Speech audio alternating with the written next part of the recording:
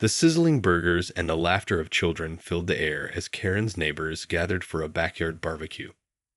But as the sun began to set, a sudden commotion erupted when Karen stormed out of her house, her face flushed with rage. "What is the meaning of this?" she demanded, her voice shrill and accusatory.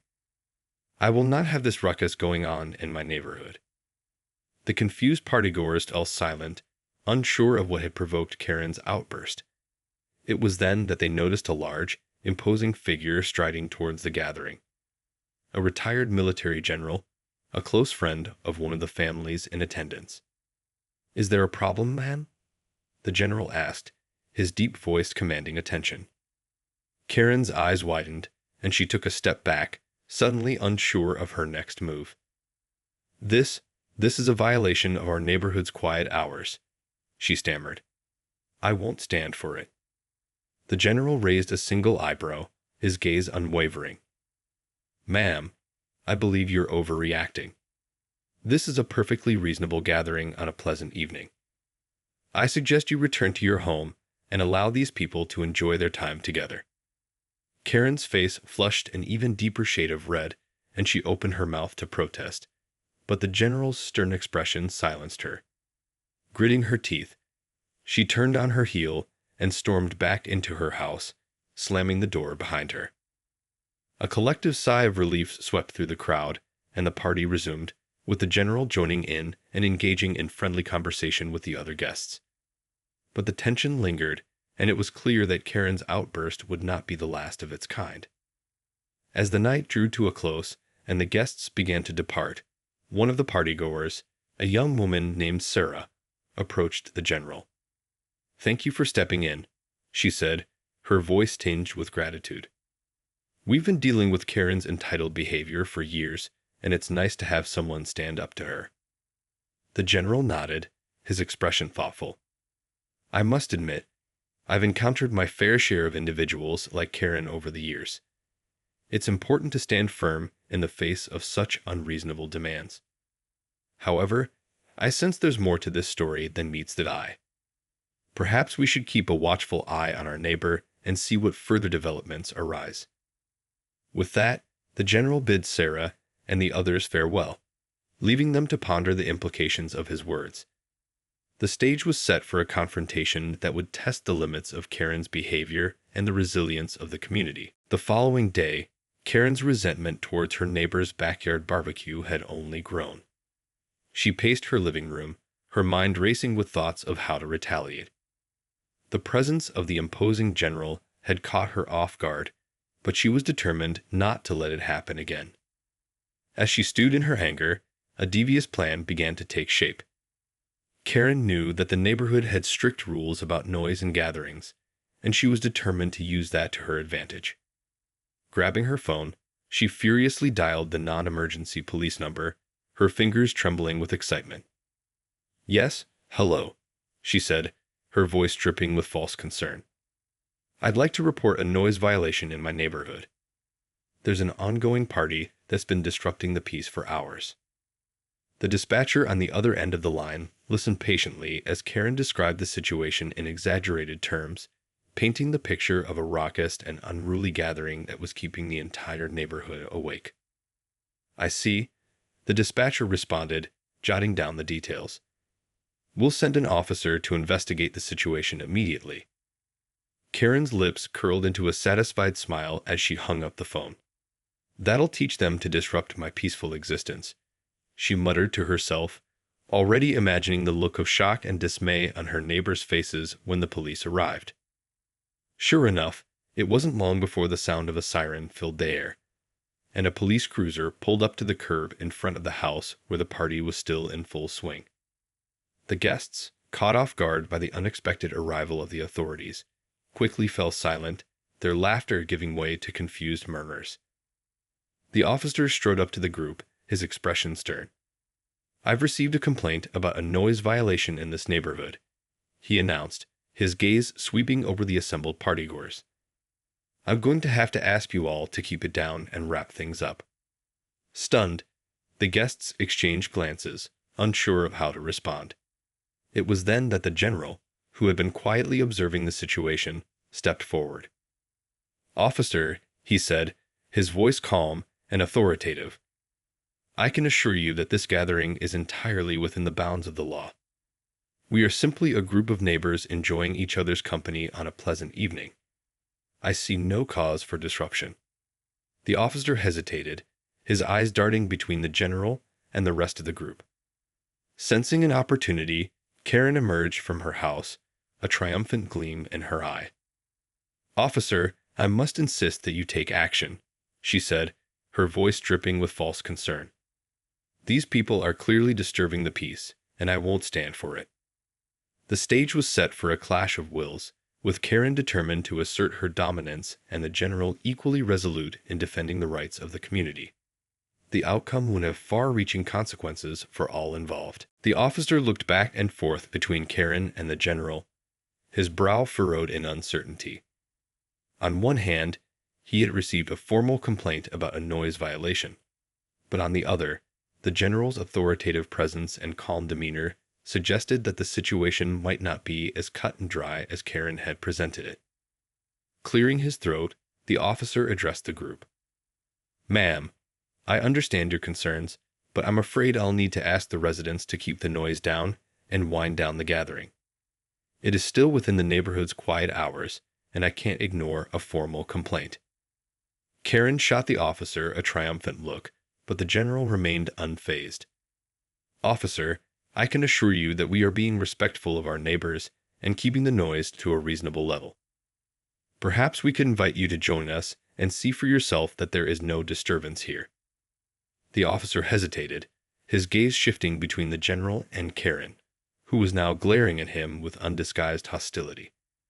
Sensing the growing tension, Sarah, the young woman who had spoken with the general the previous night, stepped forward. "Officer, if I may," she said, her voice calm and measured. "We are all law-abiding citizens here, simply enjoying a friendly gathering on a beautiful evening. I can understand Karen's concern, but I can assure you that we are being respectful of the neighborhood's guidelines. Perhaps we could reach a compromise that would satisfy everyone." The officer seemed to consider Sarah's words, his expression softening slightly. "Well, I suppose I could stick around for a few minutes and assess the situation myself," he conceded. "But I'll have to ask you all to keep it down and start wrapping things up soon." Karen's face fell, her triumph quickly turning to dismay as the officer moved to join the group, engaging in friendly conversation with the partygoers. The general greeted him warmly, and soon the officer found himself drawn into the easygoing atmosphere, his initial suspicion gradually giving way to a sense of camaraderie. As the evening wore on, the partygoers continued to enjoy themselves, their laughter and chatter filling the air. Karen, meanwhile, watched from her window, her face a mask of fury. She had been so certain that her ploy would work, but now it seemed that her neighbors were not only defying her, but actively working against her.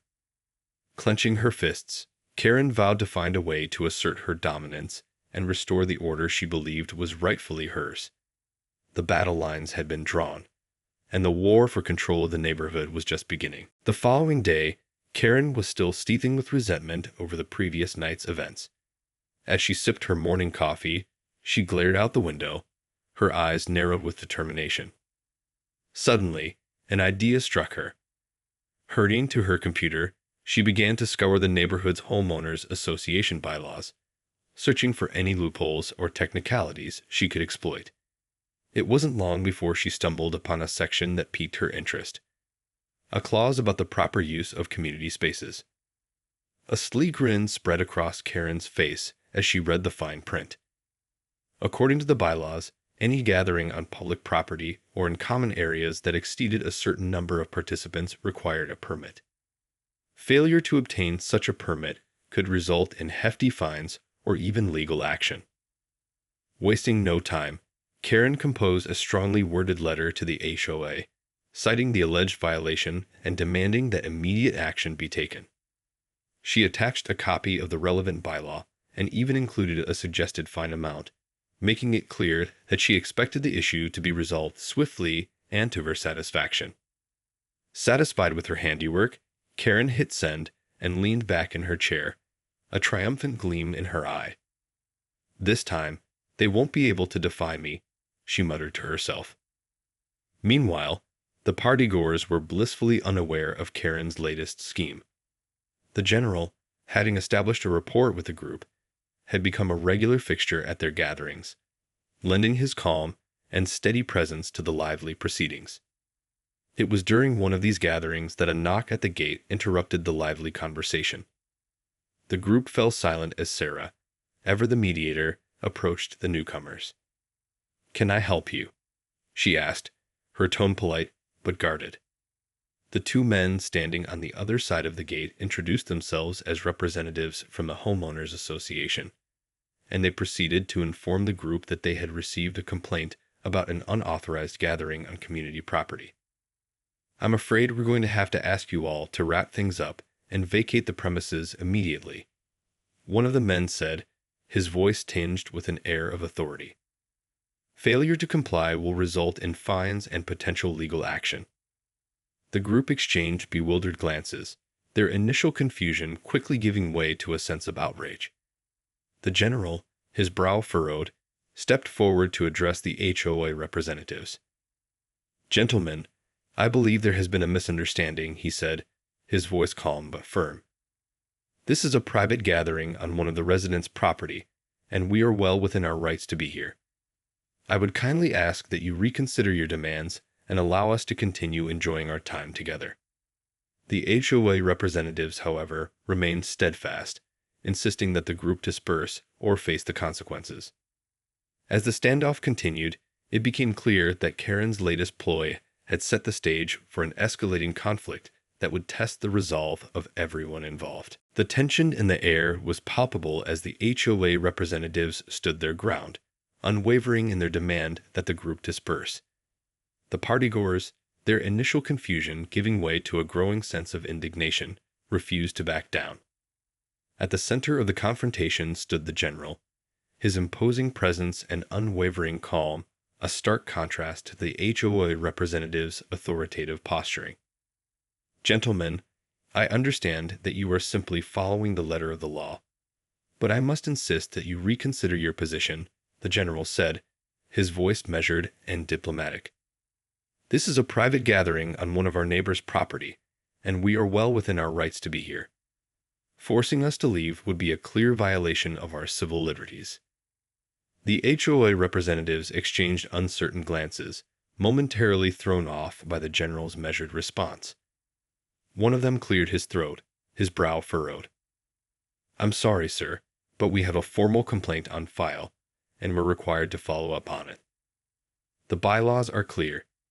Any gathering on community property that exceeds a certain number of participants requires a permit. Unless you can provide proof of such a permit, we have no choice but to insist that you all vacate the premises immediately." Karen, who had been observing the confrontation from her window, couldn't help but feel a surge of triumph. Her plan was working perfectly, and she couldn't wait to see the look on her neighbors' faces when they were forced to comply with the HOA's demands. However, the general was not about to back down so easily. Reaching into his pocket, he produced a set of documents and handed them to the HOA representatives. "Here are the permits we obtained for this gathering," he said, his voice calm and assured. "As you can see, we have followed all the necessary protocols and received the appropriate approvals. I'm afraid you have no grounds to demand that we leave." The HOA representatives studied the documents, their expressions shifting from confidence to confusion. They huddled together, muttering under their breath, before one of them finally turned to the general with a reluctant nod. "It appears you have everything in order, sir," he said, his tone tinged with disappointment. "We'll have to reconsider the complaint and get back to you. In the meantime, please enjoy the rest of your gathering." With that, the HOA representatives turned and made their way back to their vehicle, leaving the partygoers in a state of stunned disbelief. Karen, watching from her window, could scarcely believe what had just transpired. Her plan had backfired, and the general had once again managed to outmaneuver her. As the group resumed their festivities, the general caught Sarah's eye and gave her a subtle nod. his expression conveying a sense of satisfaction. It was clear that the battle lines had been drawn, and the war for control of the neighborhood was far from over. In the aftermath of the confrontation with the HOA representatives, the partygoers were left feeling a mixture of relief and lingering unease. While they had emerged victorious this time, thanks to the general's quick thinking and resourcefulness, they knew that Karen was not about to give up her quest for dominance. As the group gathered once more for their weekly gathering, the air was thick with tension, and the laughter and camaraderie that had once filled the air seemed to have been dampened by the looming threat of Karen's retaliation. It was then that the general, ever the voice of reason, stepped forward and addressed the group. "My friends, I understand the unease you are all feeling," he said, his deep voice commanding attention. "Karen's actions have clearly been disruptive and, at times, downright antagonistic. However, we must not allow her to dictate the terms of our community. We must stand firm in the face of her entitled behavior and continue to assert our rights as responsible, law-abiding citizens." The group nodded in agreement, their spirits lifted by the general's words. Sarah, in particular, felt a renewed sense of determination. "You're right, General," she said, her voice resolute. "We can't let Karen's antics ruin the joy and camaraderie we've built here. We need to find a way to put an end to her behavior once and for all." The general considered her words for a moment, his brow furrowed in thought. "Perhaps it's time we take a more proactive approach," he said, his tone measured. "I suggest we organize a community meeting, invite the HOA representatives, and address this issue head-on. United, we can present a compelling case that Karen's behavior is not only disruptive, but also a threat to the well-being of our entire neighborhood." The group murmured their assent, their eyes alight with a newfound sense of purpose.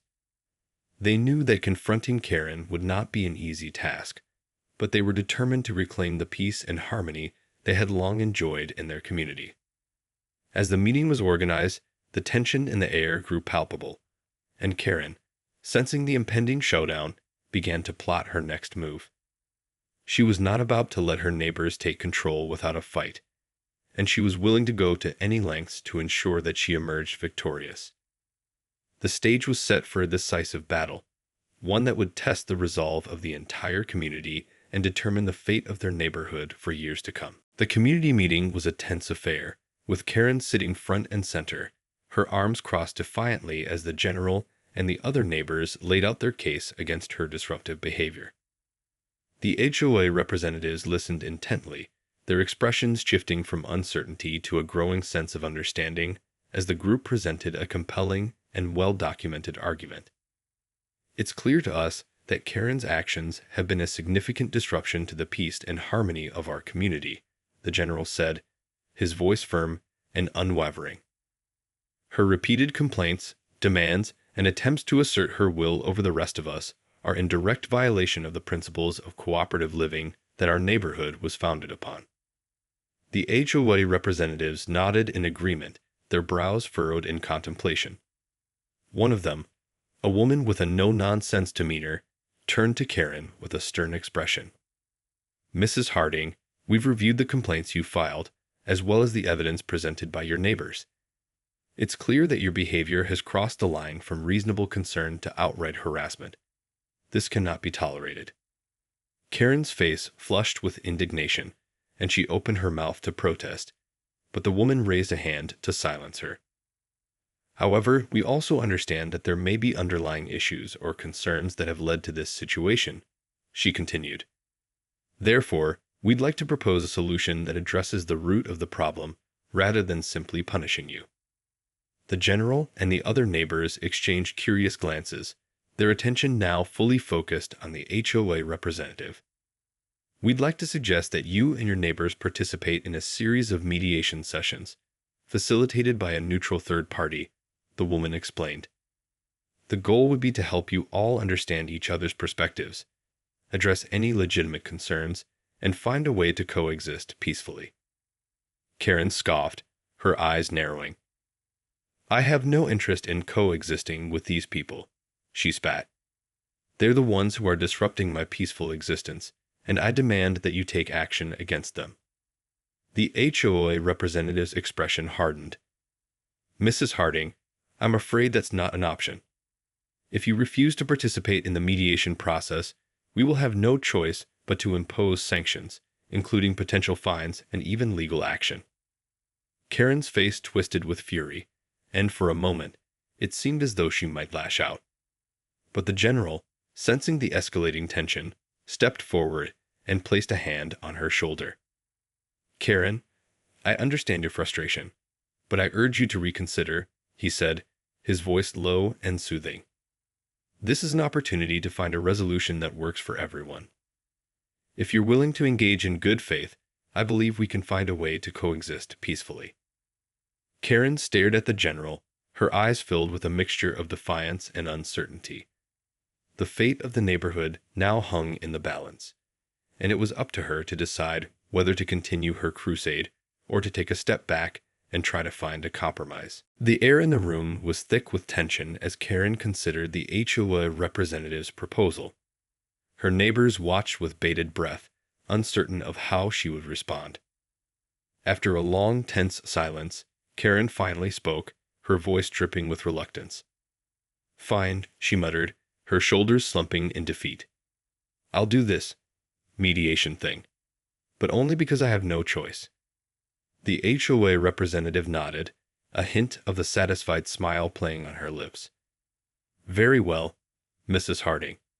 We'll be in touch with the details. I'm hopeful that this process will help us all find a way to move forward in a spirit of cooperation and understanding." The general let out a subtle sigh of relief, his eyes meeting Sarah's across the room. The young woman gave him a small, appreciative nod, her features softening with gratitude. As the meeting adjourned, Karen stormed out of the room, her expression a mix of anger and resignation. The other neighbors, meanwhile, gathered in small groups, their voices hushed as they discussed the unexpected turn of events. In the days that followed, the mediation sessions began, with a neutral facilitator guiding the discussions and helping the neighbors and Karen to find common ground. It was a slow and often tense process, with old grievances and hurt feelings bubbling to the surface. But slowly, over the course of several sessions, something unexpected began to happen. Karen, who had initially been resistant and combative, started to open up, sharing her own fears and insecurities that had contributed to her entitled behavior. The general, with his calm and empathetic approach, proved to be a valuable asset, helping Karen to see the perspectives of her neighbors and to understand the impact her actions had had on the community. Gradually, the walls that had once divided the neighborhood began to crumble, as the residents and Karen found ways to compromise and find mutually acceptable solutions to their disputes. By the time the mediation process came to an end, a newfound sense of community had taken root, with Karen even joining in on the occasional neighborhood gathering, though always with a watchful eye and a lingering sense of caution. The story of Karen's transformation had become a testament to the power of compromise, empathy, and the willingness to listen and understand one another. And while there were still occasional moments of tension, the neighborhood had emerged stronger and more united than ever before.